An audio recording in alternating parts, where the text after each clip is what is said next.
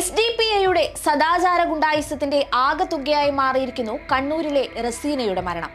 ജനാധിപത്യ ഇന്ത്യയിലെ സ്ത്രീ സ്വാതന്ത്ര്യത്തിന് കനത്ത തിരിച്ചടിയായി മാറിയ ദാരുണ സംഭവമായി മാറുകയാണ് കണ്ണൂരിൽ കായലോട് പറമ്പായിൽ യുവതി ജീവൻ ഒടുക്കിയത്. ജൂൺ 15 ഞായറാഴ്ച വൈകിട്ട് 3:00 കായലോട് അച്ചങ്കര പള്ളിക്ക് സമീപം കാറിനരികിൽ സുഹൃത്തിനോട് സംസാരിച്ചു നിന്നിരുന്ന റസീനയെ SDPI പ്രവർത്തകരായ മനസ്സിലിൽ VC മുബഷീർ, കണിയാൻ വളപ്പിൽ KA ഫൈസൽ, കുടത്താൻകണ്ടി ഹൌസിൽ VK റഫ്നാസ് ഉൾപ്പെടെയുള്ള സംഘം ചോദ്യം ചെയ്തു. യുവതിയെ വീട്ടിലേക്ക് പറഞ്ഞയച്ച ശേഷം മയിൽ സ്വദേശിയായ സുഹൃത്തിനെ കയ്യേറ്റം ചെയ്യുകയും സമീപത്തുള്ള മൈതാനത്തേക്ക് കൊണ്ടുപോവുകയുമായിരുന്നു.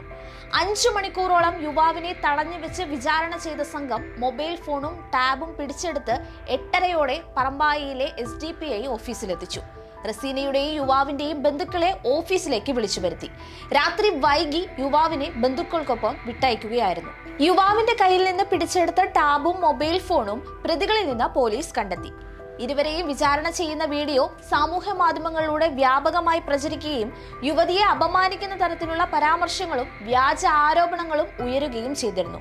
ഇതിൽ മനം നൊന്താണ് റസീന ആത്മഹത്യ ചെയ്തതെന്നാണ് പോലീസ് റിപ്പോർട്ടുകളുള്ളത്. ശരീരത്തിൽ നിന്ന് തന്നെ ഇതിൻ്റെ സൂയിസൈഡൽ നോട്ട് പോലീസിന് കണ്ടെടുക്കാൻ പറ്റിയിട്ടുണ്ട്.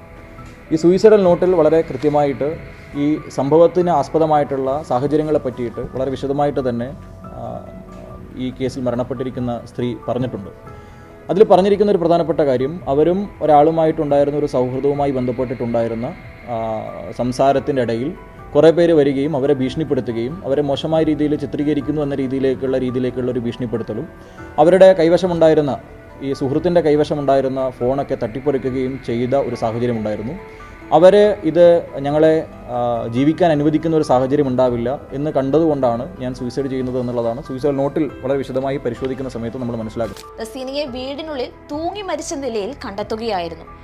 ആത്മഹത്യാ കുറിപ്പിൽ നിന്ന് കിട്ടിയ സൂചനയുടെ അടിസ്ഥാനത്തിലാണ് പ്രതികളെ അറസ്റ്റ് ചെയ്തത്. സംഭവവുമായി ബന്ധപ്പെട്ട് അറസ്റ്റിലായ 3 പേരെ റിമാൻഡ് ചെയ്തിരിക്കുകയാണ്.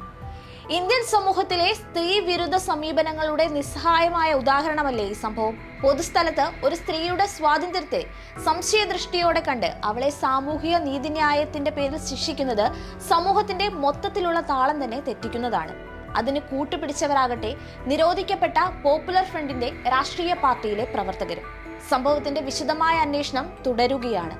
കൂടുതൽ പ്രതികളുണ്ടോ എന്ന തിരച്ചിലും ഊർജിതമാണ്.